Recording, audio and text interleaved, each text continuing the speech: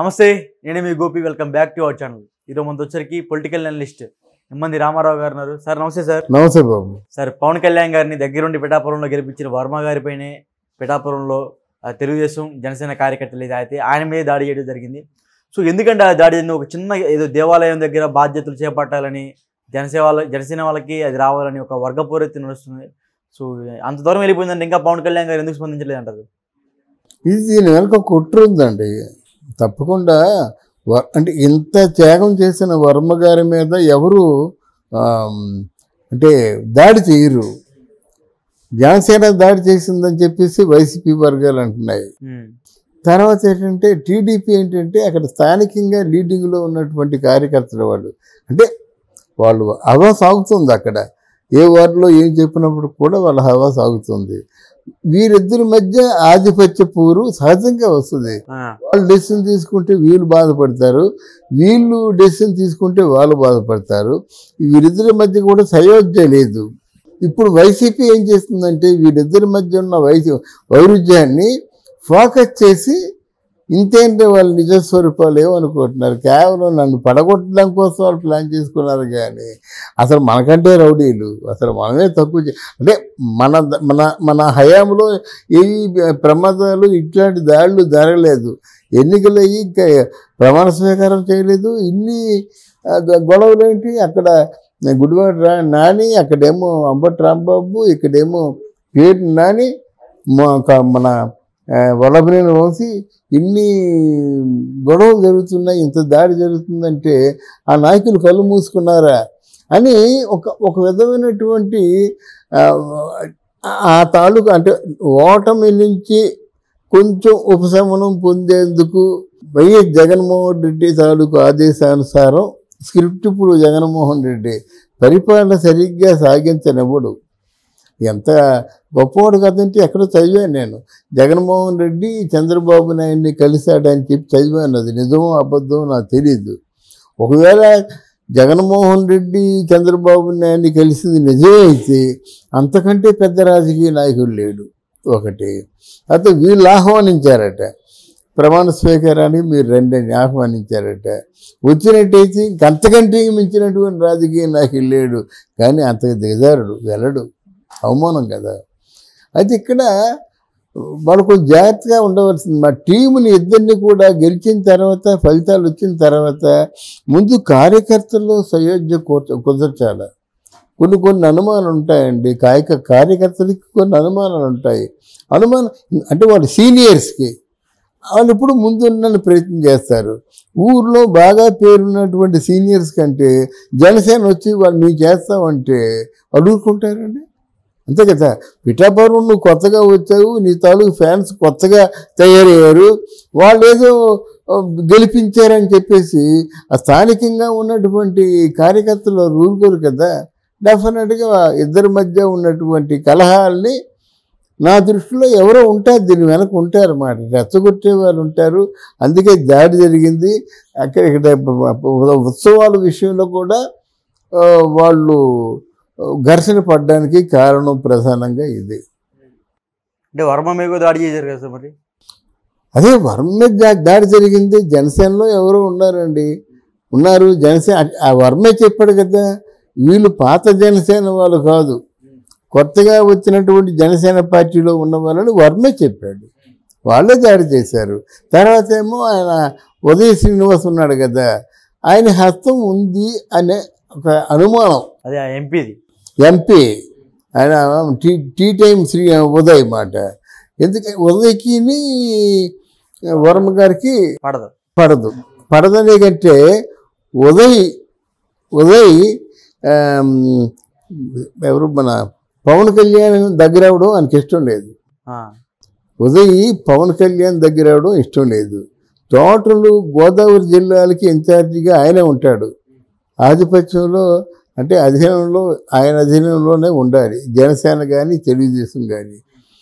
ఏదో విధంగా మార్కులు కొట్టేశాడు. ఆ వారాహి బస్సుని అది నిర్మించడం ద్వారా దానికోసం 1 సంవత్సరం 2 సంవత్సరాల పాటు పడ్డాడు. ఆ గ్రాటిట్యూడ్తో ఉదయ్కి ఇచ్చాడనమాట. ఉదయ్ బిగినింగ్ నుంచి కూడా కొంత ఆయన దగ్గర అవ్వాలని చూడడం ఒకటి, లోకల్గా పాలిటిక్స్ నడిపించడం ఒకటి. దానికి ఉదాహరణ ఏంటంటే మొన్న పవన్ కళ్యాణ్ ఉదయ్తో సరదాగా అనమాట, ఏ ఉదయ్ జంప్ చేద్దాం అనుకున్నావా, ప్రాణం తీస్తా అన్నాడు నవ్వుతూను. అంటే ఇవన్నీ ఊరికే అనరు, అట్లాంటిది ఏదైనా కానీ సెండ్ చేస్తే కానీ ఆ మాట అనరు కదా. ఏం జంప్ చేద్దాం అనుకున్నావా, ప్రాణం తీస్తా అన్నమాట. అందువల్ల కొంచెం ఎంత ఆ ఉదయాన్ని కొంచెం వెనక్కి పెట్టడానికి చేసే ప్రయత్నం అని నేను అనుకుంటున్నాను. అంటే ఇంకా పవన్ కళ్యాణ్ గారికి ఉదయ్ శ్రీనివాస్కి మధ్య ఏదో గొడవ జరుగుతున్నట్టుగా, అంటే దూరం పెడదంటే ఇంకా అదే. అలా కాదు, ఉదయ్ మీరు అనుకున్నంత మంచోడు కాదండి, మీరు నమ్మదగిన వ్యక్తి కాదని చెప్పగానే చెప్పడం. అక్కడ ఇద్దరు ఉన్నారండి, ఉదయ్ అని మన వర్మ గారు ఉన్నప్పుడు, మీరు ఆయన జనసేనలో ఉన్నప్పుడు కూడా ఏదో మీరు అనుకుంటున్నారు కానీ అవన్నీ అవాస్తవాలు. ఆయన నమ్మకండి, ఆయన ముంచేస్తాడని ఏదో ఇలాగ ఆయన చెప్పకుండా, ఆయన నోటితో చెప్పకుండా అర్థమయ్యేలా చేస్తాడు వర్మ. అనుభవం ఉంది కదా, రాజకీయ అనుభవం ఉంది కదా. తర్వాత వరంకి తప్పకుండా ఎమ్మెల్సీతో పాటు మంత్రి పదవి వస్తుంది, సమస్య లేదు. అంటే సింపతి గెయిన్ అవుద్ది కదా. ఈమె కార్బెట్ దాడి హత్యా ప్రయత్నం చేస్తే దాన్ని ఎంతైనా ఫోకస్ చేసుకోవచ్చు. కానీ ఆయన ఏమి లేకుండా, అంటే పార్టీ కోసం స్టిల్ ఇంకా ఈ రోజుకి నేను త్యాగం చేస్తున్నాను. ఆ టీడీపీ వాళ్ళతోనేమో మీరు కోపడకండి, మీరు తొందరపడకండి, శాంతి అంటున్నాడు. ఇది రాజకీయం నా దృష్టిలో. కారు మీద దాడి చేసిన, హత్యా ప్రయత్నం చేసిన తన తాలూకు బలగాన్ని అంతటిని కూడా తొందరపడద్దు, శాంతి, పవన్ కళ్యాణ్ గారు వస్తారు, అందరికీ న్యాయం చేస్తారు అని చెప్తున్నాడు అనమాట. రాజకీయం అంటే అదే. అంటే పవన్ కళ్యాణ్ గారికి మరి ఉప ముఖ్యమంత్రి రావచ్చా, హోమ్ మినిస్టర్ రావచ్చా, ఎట్లా ఉంటుంది? ఉప ముఖ్యమంత్రి వేస్ట్ అండి. ఎందుకంటే ముఖ్యమంత్రి గురించి చెన్నారెడ్డి టైంలో ఉప ముఖ్యమంత్రి పదవి ఎవరికో ఇచ్చారు. ఆ ఉప ముఖ్యమంత్రి పదవిని 6,000 కింద చూస్తారు. ఈ 1,000 ఉన్నా పర్వాలేదు, లేకపోయినా పర్వాలేదు.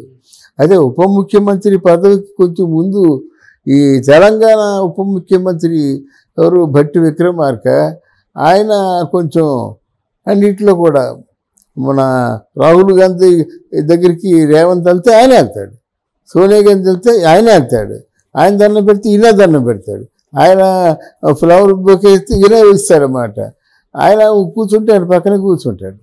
ఇలాగా ఆయన ప్రకటనలో ఆయన ఫోటో ఎంత వేసాడు, ఎన్ని మిల్లీ అంటే మీటర్స్ ఉందంటే ఆయన ఫోటో అంతే వేయాలి.